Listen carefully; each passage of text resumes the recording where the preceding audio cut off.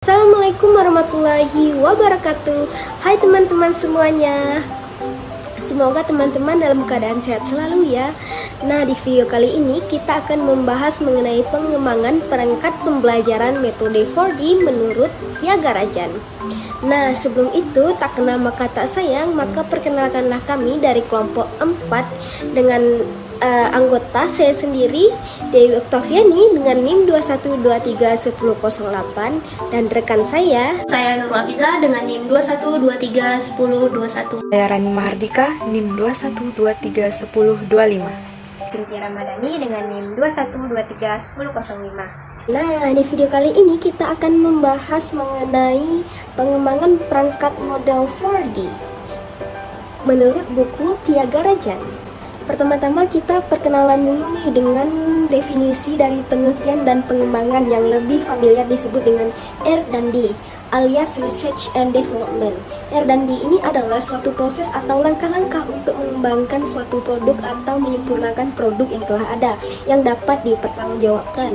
Produk tersebut tidak selalu berbentuk benda atau perangkat keras hardware seperti buku, modul, alat bantu pembelajaran di kelas atau laboratorium, tetapi bisa juga dalam bentuk perangkat lunak atau software. Model pengembangan 4D ini terdiri atas 4 tahap. Tahap tersebut adalah tahap yang pertama ada define, design, yang kedua yang ketiga ada develop, yang terakhir ada disseminate.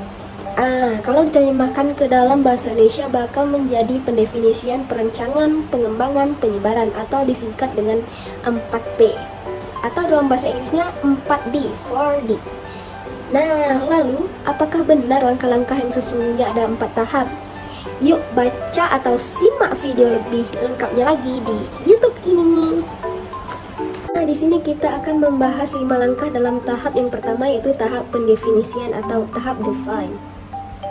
Di mana tahap yang pertama atau langkah yang pertama yaitu front end analysis, analisis awal akhir.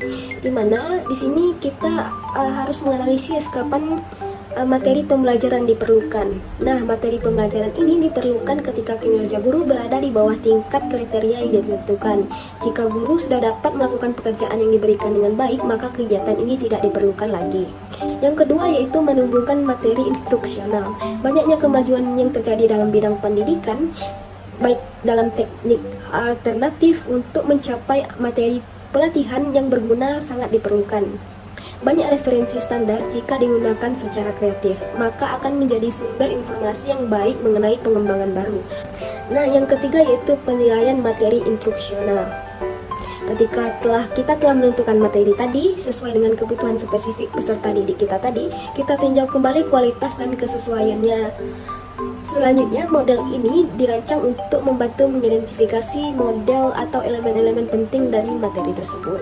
Yang keempat yaitu kita membuat keputusan akhir, apakah kita ambil atau tidak.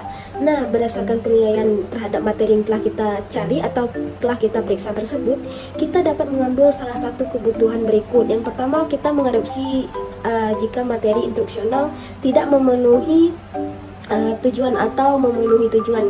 Yang kedua, mengadaptasi jika materi instruksional tersebut dapat dimodifikasi untuk memenuhi kebutuhan peserta didik. Nah, tahap yang kedua yaitu learner analysis atau analisis pembelajaran. Analisis pembelajaran adalah tahap awal pengembangan pelajaran di mana karakteristik siswa adalah target. Nah, yang pertama yang kita lakukan, kita harus mengetahui siapa pembelajarannya. Materi yang dirancang khusus untuk suatu guru tidak efektif dalam memenuhi kebutuhan guru lainnya. Keefektifan guru harus didefinisikan, baik secara luas maupun materi tersebut harus bersifat umum. Adapun hal-hal yang dianalisis dalam kita harus mengetahui siapa pembelajarannya. Yang pertama, kompetensi mata pelajaran. Apa tingkat pengetahuan dan keterampilan peserta pelatihan saat ini di bidang mata pelajaran tersebut. Yang kedua adalah sikap, di mana di sini kita harus mengetahui bagaimana sikap umum peserta pelatihan terhadap isi instruksional tersebut. Nah, yang ketiga ada bahasa. Apakah tingkat bahasa peserta pelatihannya, berapa banyak terminologi khusus dalam kosakata yang mereka pakai. Nah, yang selanjutnya yaitu keterampilan alat. Apakah peserta didik memiliki kekurangan sensorik, persepsi yang membutuhkan perhatian khusus. Langkah yang selanjutnya yaitu bagaimana melakukan analisis pembelajaran. Sebagai guru, kita harus memiliki banyak pengalaman dengan siswa. Penggunaan daftar periksa yang sistematis akan mampu membantu kita untuk mengingat dan membuat daftar berbagai karakteristik pelajar yang relevan. Intinya di sini kita mengingat siapa saja peserta didik kita nantinya. Nah, yang kedua kita melakukan wawancara dan pelatihan guru lainnya. Misalnya yaitu contoh analisis pembelajaran. Di sini contoh analisis pembelajaran dapat kita terapkan atau kita ambil salah satu contoh yaitu penerapan teknik analisis pembelajaran. Nah, langkah yang selanjutnya adalah analisis tugas atau task analysis, di mana pengidentifikasian keterampilan utama yang akan diperoleh oleh guru pelatih. Pelatihan dan menganalisisnya menjadi seperangkat keahlian yang diperlukan dan memadai. Analisis tugas ini bertujuan untuk mengidentifikasi keterampilan yang dipelajari peneliti untuk kemudian menganalisanya ke dalam kumpulan keterampilan tambahan yang mungkin diperlukan. Langkah yang selanjutnya yaitu konsep analisis atau analisis konsep. Tujuan dari konsep analisis ini adalah menggambarkan proses analisis konsep dan mengaitkannya dengan langkah-langkah lainnya dalam proses pengembangan pembelajaran.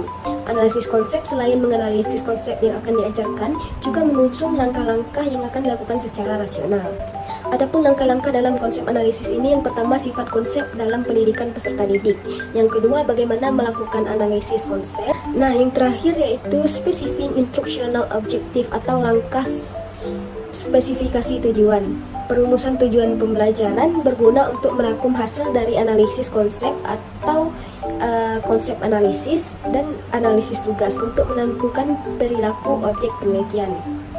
Baik, selanjutnya yaitu kita akan membahas tentang tahap perancangan atau desain. Nah, tujuan dari tahap ini adalah untuk merancang materi pembelajaran. Tahapan ini dapat dimulai setelah tahap define telah dilakukan. Nah, untuk pemilihan media dan format materi dari produksi versi awal merupakan aspek utama dari tahap desain ini.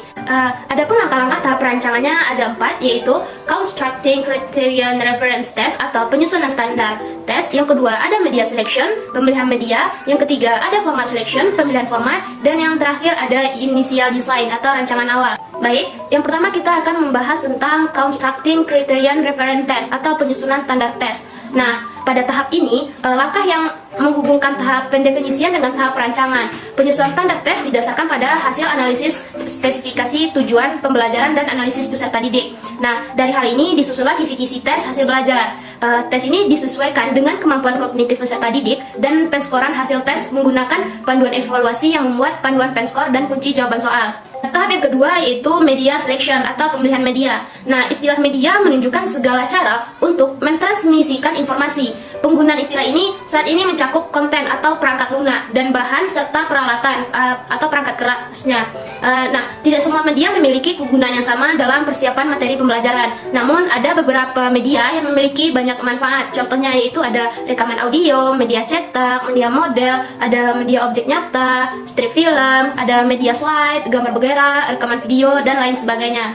Nah, yang ketiga yaitu pemilihan format. Nah, istilah dari format instruksional ini mengacu pada kombinasi media, strategi pengajaran, dan teknik pemanfaatan. Nah, selanjutnya itu bahan protokol. Nah, protokol didefinisikan secara sempit sebagai catatan yang tidak diedit dari perilaku yang telah dilatih. Nah, protokol saat ini biasanya adalah kutipan yang diedit atau produksi skrip pada kaset audio atau video ataupun film. Nah, tujuan dari sebuah protokol adalah untuk menyediakan database mentah untuk mencontohkan konsep teoritis. Namun, protokol bukanlah pengembaraan perilaku model tersebut. Selanjutnya itu resource management format. Nah, format pengelolaan sumber daya secara sistematis menyusun penggunaan materi pelatihan guru yang ada, seperti dalam pengembangan bahan ajar lainnya. Pelatih mulai dengan mendefinisikan persyaratan instruksional. Selanjutnya yaitu Mastery Learning Format. Mastery Learning Format ialah evaluasi formatif melalui pengujian berulang. Dalam format ini, peserta pelatihan menjalankan prosedur. Yang pertama, belajar dari berbagai bahan ajar. Yang kedua, mengambil tes referensi kriteria. Yang ketiga, memperoleh umpan balik. Yang keempat, mempelajari kembali bahan ajar. Dan kelima, mengambil tes yang sama. Langkah-langkah yang harus dilakukan untuk desain instruksi yaitu yang pertama, pemrograman tambahan. Pemrograman tambahan memberikan banyak keuntungan dari instruksi yang diprogramkan, tetapi membutuhkan waktu pengembangan yang lebih sedikit. Pedoman untuk desain pemrograman tambahan ini yang pertama, menganalisis isi bab atau handout dan mengidentifikasi poin-poin penting. Yang kedua, tulis rangkaian item tes pilihan ganda atau benar salah. Yang ketiga, pilih perangkat penilaian alternatif. Yang keempat, yaitu menyusun alternatif. Dan kelima, siapkan satu set instruksi tentang penggunaan program tambahan. Yang kedua itu pengujian berulang. Format ini merupakan kombinasi dari pemrograman tambahan dan format daftar sumber daya berbasis tujuan. Yang ketiga ada sistem pengajaran yang dipersonalisasi. Selanjutnya, langkah ini terbagi menjadi dua, yaitu menyusun strategi untuk menjalankan sistem, dan yang kedua tulis manual peserta dari pelatihan guru. Selanjutnya adalah format cetak instruksional mandiri, yaitu format perbedaan utama ini. Format tersebut ialah jumlah kendali yang diberikan atas perilaku belajar peserta pelatihan. Format pertama ialah buku teks tradisional yang terus menjadi salah satu format pengajaran yang paling efektif dan fleksibel. Yang kedua adalah pemetaan. Pemetaan internasional ini masih berkembang sebagai teknik untuk organisasi informasi internasional yang efisien untuk pembelajaran awal dan referensi cepat. Dan yang ketiga adalah instruksi terprogram, yaitu membutuhkan keterlibatan aktif dari guru yang dilatih dan mengendalikan urutan metode yang digunakan untuk pembelajaran. Selanjutnya yaitu format multimedia instruksional mandiri. Modul auditorial menggunakan audio yang memandu interaksi peserta pelatihan dengan bahan ajar. Modul multimedia menyajikan instruksi baik melalui visual maupun audio. Selanjutnya yaitu ada modul multimedia. Modul multimedia menggunakan visual yang diproyeksikan. Meskipun perangkat ini sangat berguna untuk arah pembelajaran, setiap kombinasi proyektor bisa dapat digunakan melalui pedoman perancangan model multimedia seperti tujuan internasionalnya, yaitu pilihan multimedia ini sangat cocok untuk setiap unit pengerjaan berdasarkan tujuan ini dalam analisis pembelajaran. Selanjutnya yaitu format pembelajaran kelompok kecil. Format ini dirancang oleh kelompok kecil, yaitu mereka bergantungan pada anggota-anggota kelompok yang merupakan salah satu tahapnya. Yang pertama ada role-play. Role-play ialah teknik efektif untuk melibatkan peserta pelatihan guru secara aktif dalam interaksi yang berbeda. Yang kedua adalah permainan instruksional. Selanjutnya adalah format berbasis komputer, terbagi menjadi yang pertama, pendidikan remeda berbantuan komputer atau CAR. Yang kedua, pengujian berulang yang dikelola oleh komputer atau CART. Dan yang ketiga, sistem pelatihan guru berbantuan komputer CARTS. Selanjutnya itu kita masuk kepada tahap yang ketiga, yaitu tahap develop atau tahap pengembangan. Nah, langkah ini merupakan langkah nyata sebagai realisasi atas solusi dari permasalahan yang ada. Pada tahap pengembangan ini juga merupakan tahap untuk menghasilkan sebuah produk pengembangan. Nah, di sini ada dua tahap yang harus dilalui pada tahap ini. Yang pertama ada expert appraisal atau penilaian ahli, dan yang kedua itu ada developmental testing atau uji coba pengembangan. Tujuan dari tahap ini secara singkat yaitu untuk menghasilkan produk yang sudah direvisi berdasarkan masukan dari para ahli. Penelitian pengembangan selalu ditekankan pada adanya proses revisi berulang kali sampai didapatkan hasil yang mendekati sempurna.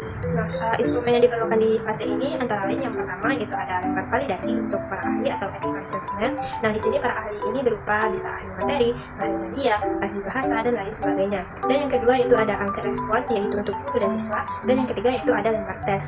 Nah, analisisnya di sini itu disesuaikan dengan instrumen yang akan kita gunakan. Bisa berupa analisis deskriptif atau pengukuran skor dari kuantitatif menjadi kualitatif atau juga sebaliknya. Yang pertama itu pada bagian expert appraisal atau penelitian ahli. Nah, sudah jelas bahwa produk yang kita kembangkan di sini harus mendapat validasi dari para expert judgment. Nah, untuk validasi instrumen cukup konsultasikan kepada dosen pembimbing. Nah, ahli-ahli yang akan kita mintai kesediaannya ini tidak cuma dosen, bisa guru, bisa laporan, bisa staf lain, asalkan tetap memenuhi kualifikasi sebagai seorang ahli. Contohnya yaitu misalnya untuk memvalidasi produk yang berupa modul pembelajaran ditinjau dari segi tata bahasa. Nah, kita perlu seorang ahli bahasa. Nah, ahli bahasa di sini bisa seorang dosen yang menggeluti dunia linguistik atau seorang guru pengampu bahasa Indonesia. Selanjutnya yang kedua itu ada uji coba pengembangan atau developmental testing. Nah, maksudnya di sini yaitu dilaksanakan untuk mendapatkan masukan langsung berupa respon, reaksi, komentar para pengamat terhadap perangkat pembelajaran yang sudah kita susun. Nah, uji coba dan revisi ini dilakukan secara berulang untuk memperoleh perangkat pembelajaran yang efektif dan juga konsisten. Pada uji coba pengembangan ini ada dua langkah yang harus kita lakukan. Yang pertama itu ada uji coba terbatas atau uji coba dalam skala kecil. Nah, setelah dilakukannya uji coba ini, kita harus merevisi terlebih dahulu sebelum masuk kepada langkah yang kedua, yaitu uji coba luas atau uji coba dalam skala besar. Masuk pada model yang keempat yaitu disseminate atau penyebaran. Nah, pada tahap ini kita bisa menyebarkan hasil produk ke sekolah lain atau ke guru yang lain dalam skala yang besar.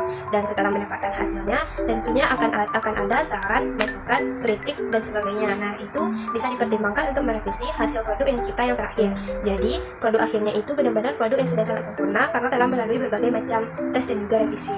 Tahap ini merupakan tahap penggunaan perangkat yang telah dikembangkan pada skala yang lebih luas. Nah, di sini ada 3 tahapan yang harus kita penuhi pada tahap disseminate ini. Yang pertama yaitu ada validation testing atau pengujian validasi. Yang kedua yaitu ada packaging atau tahap pengemasan. Dan yang ketiga yaitu ada diffusion and adoption atau difusi dan juga adopsi. Kita masuk pada tahap yang pertama, yaitu validation testing atau pengujian validasi. Intinya di sini itu kita harus menyebarkan produk yang kita buat ini ke skala yang lebih luas. Selanjutnya itu tahap kedua dan juga tahap ketiga, yaitu final packaging, diffusion, and adoption. Nah, ini lagi mengarah ke kerjasama antara peneliti dengan distributor atau lainnya, berhubungan dengan tampilan fisik produk dan kelanjutan produksi produk yang sudah kita kembangkan. Nah, itulah penjelasan mengenai sintak dan juga subsintak dari model pengembangan perangkat pembelajaran model 4D. Selanjutnya itu kita masuk kepada kelebihan dan juga kekurangan dari perangkat pembelajaran model 4D ini. Kelebihan dari model 4D ini yang pertama yaitu memudahkan peneliti untuk melakukan langkah selanjutnya. Contohnya itu langkah menganalisis suatu tugas dan analisis konsep dapat membantu untuk menentukan PPK atau pedagogical knowledge. Yang kedua itu pada tahap ketiga atau pada tahap develop, peneliti dengan leluasa melakukan uji coba dan revisi berkali-kali sampai diperoleh hasil dengan kualitas yang maksimal. Yang ketiga itu pijakan utama pendidikan di Indonesia berdasarkan kurikulum yang telah ditetapkan. Nah, oleh karena itu, dalam penyusunan perangkat terlebih dahulu harus dilakukan analisis kurikulum. Pada model ini, analisis kurikulum dapat dilakukan pada langkah analisis awal dan juga akhir.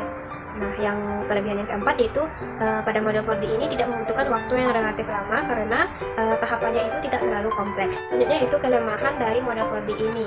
Yang pertama yaitu pada analisis tugas yang terjadi dengan analisis konsep dan tidak ditentukan analisis manakah yang akan dilaksanakan terlebih dahulu.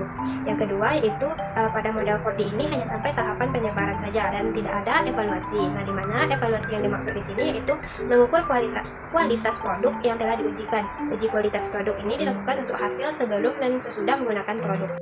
Nah, dari penjelasan yang telah kami jelaskan di atas, dapat kita tarik kesimpulan bahwa model 4D ini terdiri dari 4 tahapan pengembangan yaitu define, design, develop, dan juga design atau diadaptasikan menjadi model 4D. Nah, rancangan pengembangan model 4D ini mudah dipahami dan juga diterapkan di dalam penelitian.